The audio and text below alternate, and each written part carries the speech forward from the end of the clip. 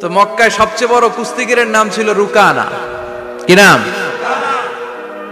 সাহাবারা বিশ্বনবীকে কখনো রুকানার কাছে যেতে দিত না। সাহাবারা ভাবতো বিশ্বনবী যদি রুকানার দরবারে যায় আর রুকানা যদি বক্সিং মেরে বসে তাহলে বিশ্বনবীর মানিজ্যত নিয়ে টানাটানি। কিন্তু বিশ্বনবী তো শুধু সিলেক্টেড কিছু পার্সোনালিটিদের জন্য নবী হয়ে আসেননি। ওমা আরসালনাকা ইল্লা রাহমাতাল লিল আলামিন, I have sent you as a mercy for the whole world, for the entire universe. ও নবী, আমি আপনাকে গোটা বিশ্বের জন্য রহমত আর বরকত করে পাঠিয়েছি। তো বিশ্বনবী একদিন ফজরের সালাত শেষে লুকিয়ে লুকিয়ে মক্কার সবচেয়ে বড় বক্সার চিনেন তো? তো বিশ্বনবী তো as a mercy for the entire universe, গোটা বিশ্বের জন্য রহমত, তিনি মক্কার সবচেয়ে বড় বক্সার রুকানার কাছে চলে গেল। যে বলল, রুকানা আসলিম তাসলাম, ইসলাম মানো শান্তিতে থাকবা, দুনিয়ায়ও থাকবা আখিরাতেও থাকবা। সুবহানাল্লাহ পড়েন। রুকানা বলে, না আব্দুল্লাহর বেটা মোহাম্মদ, আমি তো কালিমা পড়বো না, যদি বক্সিং খেলে আমারে হারায় দিতে পারো তাইলে কালিমা পড়ো। বিশ্বনবী বললেন, আমি তো বক্সিং খেলি না রে বাপ। রুকানা বলল, তাহলে আমিও কালেমা পড়ি না। বিশ্বনবী রাজি হলেন অবশেষে। ভাবলেন, আমি বক্সিং খেললে একজন যদি জাহান্নাম থেকে জান্নাতি হয়, বক্সিং খেললে সমস্যা কই? কি রহমতের নবী, কি অ্যাটিটিউড, কি পজিটিভনেস, কি প্রোঅ্যাক্টিভনেস, অলওয়েজ প্রোঅ্যাক্টিভ। সব সময় ইতিবাচক চিন্তা করতে। নেতিবাচক চিন্তা কারে বলে বিশ্বনবী জানতোই না। সুবহানাল্লাহ পড়েন। বিশ্বনবী রাজি হলেন। এবার বক্সিং খেলার পালা। রুকানা হাফ প্যান্ট পরে গায়ের মধ্যে জাইতুনের তেল মেখে এভাবে লাফাচ্ছে। আপনারা রেসলিং খেলা দেখছেন? তেল মেখে পজিশন নেয় মারার জন্য প্রতিপক্ষকে। তো বিশ্বনবী তার পজিশন নেয় না, বিশ্বনবী দাঁড়িয়ে আছে। রুকানা বলল, মোহাম্মদ, আমি লাফাচ্ছি, তুমি লাফাও না কেন? তুমিও লাফাও। বিশ্বনবী বললেন, না আমি লাফাই না, কারণ আমি সেলাইবিহীন লুঙ্গি পরি। সেলাই ছাড়া লুঙ্গি পরে যদি কেউ লাফায়, বাতাসে সতর খুলে যাওয়ার সম্ভাবনা আছে না নাই? কি লাজুক নবী ছিলেন, কেউ বিশ্বনবীর লজ্জাস্থান জীবনেও দেখে নাই। হালিমাতুস সাদিয়ার বাড়িতে যখন বিশ্বনবী থাকতেন, হালিমাতুস সাদিয়া 5 বছর এই কুরাইশি মুহাম্মদ ছেলেটাকে লালন পালন করেছে।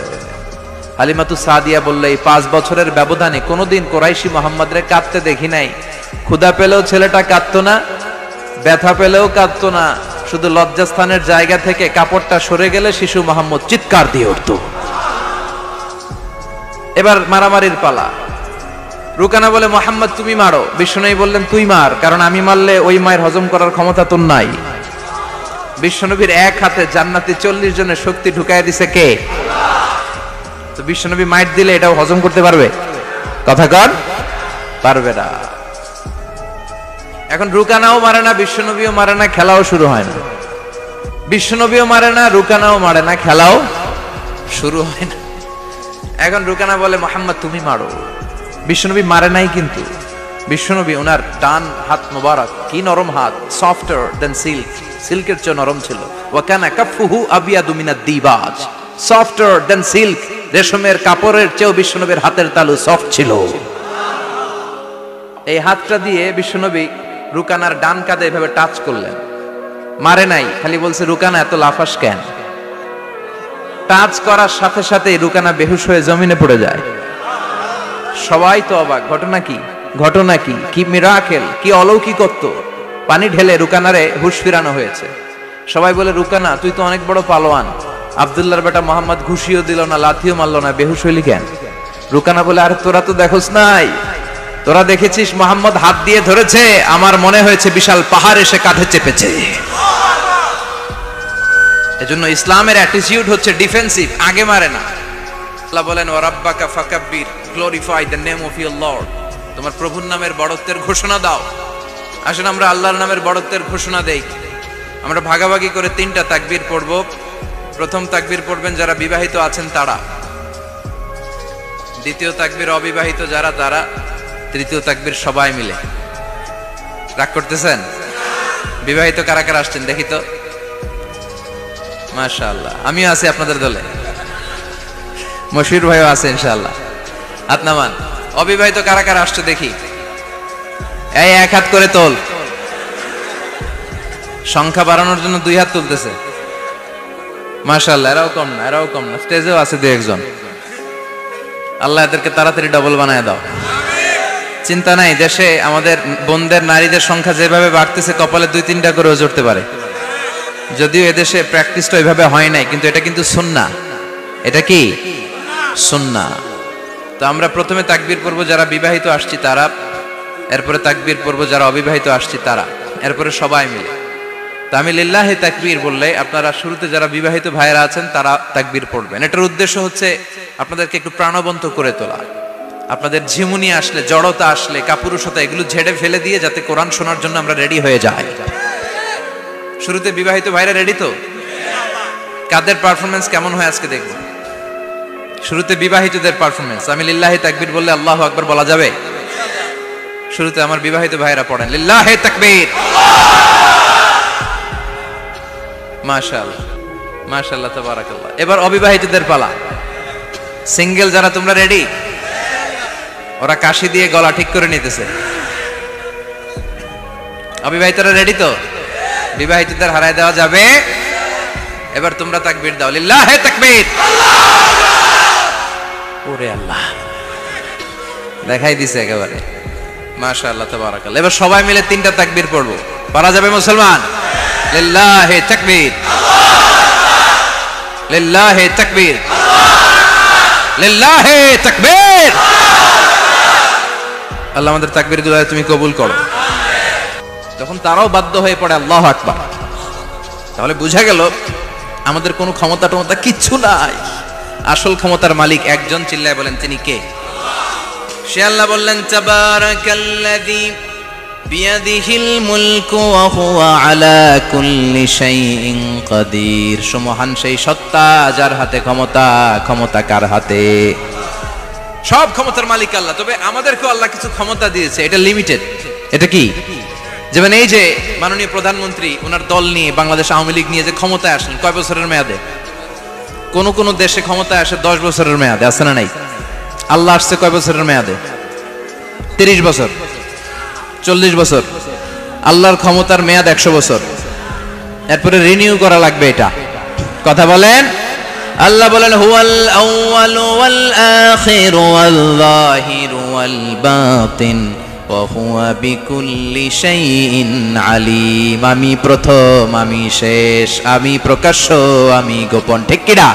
প্রথমে আল্লাহ আল্লাহ, শেষেও আল্লাহ আল্লাহ, আকাশে আল্লাহ আল্লাহ, জমিনে আল্লাহ আল্লাহ। সবাই পড়েন প্রথমে আল্লাহ আল্লাহ, শেষেও আল্লাহ আল্লাহ, আকাশে আল্লাহ আল্লাহ, জমিনে আল্লাহ আল্লাহ। নিখিল জাহান গায়ে গুণগান তার নামে গায়, আমরাও গাহি তাআলা হামদে বারি তাআলা, হামদে বারি তাআলা, হামদে বারি তাআলা। সুবহানাল্লাহ পড়েন। আল্লাহ বলে আমার ক্ষমতা তোদের মতো 5 বছরের মেয়াদে না, 10 বছরের মেয়াদে না, 20 বছর 30 বছরের মেয়াদে না। আমি চিরকালের জন্য ক্ষমতার চেয়ারে বসা। চিরকালীন মেয়াদ, সৃষ্টির সূচনার আগ থেকে তিনি আছেন, অনাদিকাল পর্যন্ত তিনি থাকবেন। তার ক্ষমতার মেয়াদ আনলিমিটেড মেয়াদ। চিৎকার করে বলেন ঠিক কিনা? আবার পৃথিবীর অনেক দেশে দেখবেন ডেমোক্রেটিক সিস্টেমে, আমাদের দেশেও তো গণতান্ত্রিক সিস্টেমে ভোটাভুটির মধ্য দিয়ে ক্ষমতায় আসে না। যাদেরকে ভোট দেওয়া হয় বেশি তারা ক্ষমতায় চলে যায়। আল্লাহ তো ভোটে আসছে ক্ষমতায়। কথা কন তো কেমনে আসছে? কারচুপি করে। কথা বলেন। আল্লাহ ভোটে আসা লাগে নাই, কেউ তাকে ভোট দেওয়া লাগে না।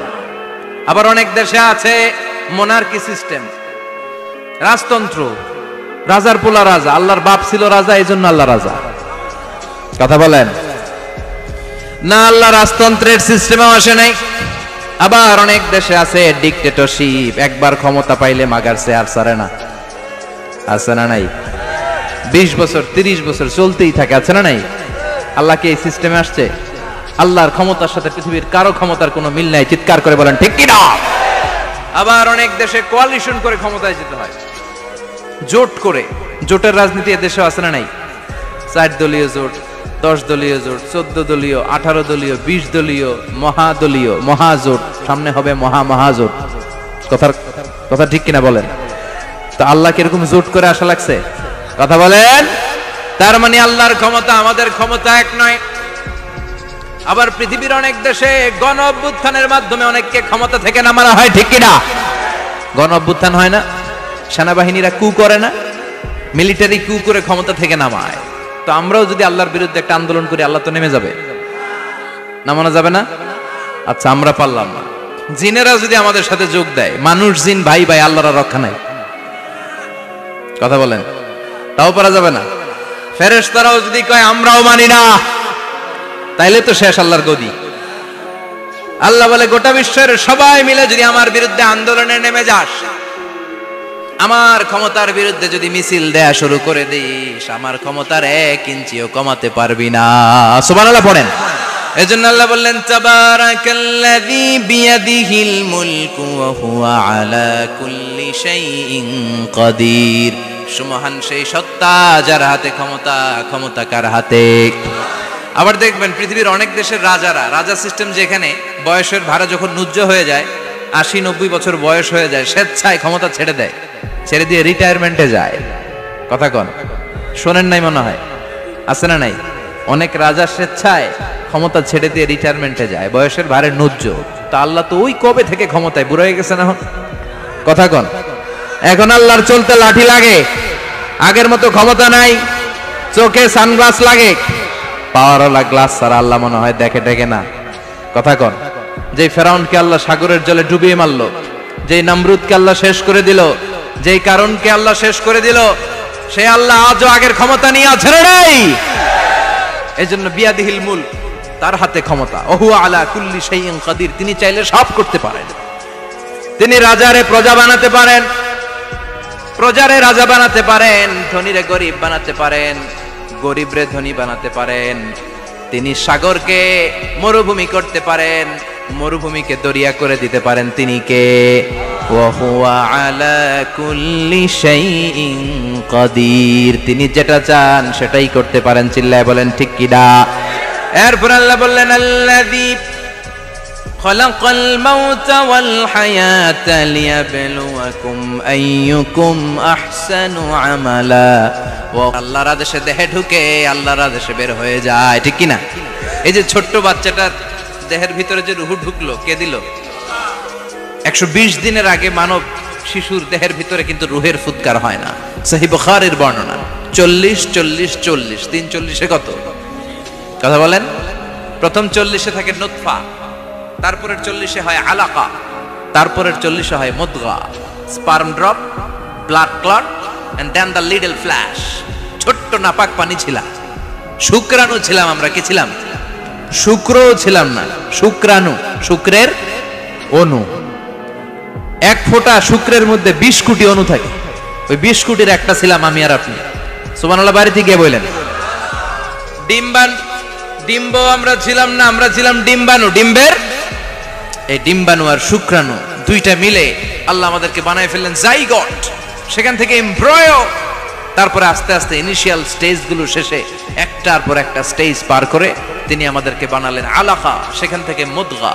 আমাদের দেহের ভেতরে তিনি স্কেলিটন ভরে দিলেন, কঙ্কাল, মাথার স্কাল দিলেন, খুলি দিলেন, নাক কান গলা দিলেন, আমার রেসপিরেটরি সিস্টেম চালু করে দিলেন। কত ছোট ছিলাম আমি, ক্ষুদ্র ছিলাম আমি। ফালয়ানজুরিল ইনসানু মিম্মা খুলিকা, খুলিকা মিম্মা ইন দাফিক। মানুষের উচিত তার সৃষ্টি প্রক্রিয়ার দিকে নজর করে তাকানো। বাবার পিঠ থেকে সবেগে নির্গত হওয়া পানি দিয়ে মায়ের পেটে তোমারে ঢুকায় দিল কে? নাপাক পানি থেকে ছোট্ট ব্যাঙ্গাচির মতো ছিলাম, জোকের মতো মায়ের জরায়ুর দেয়ালে লেগেছিলাম।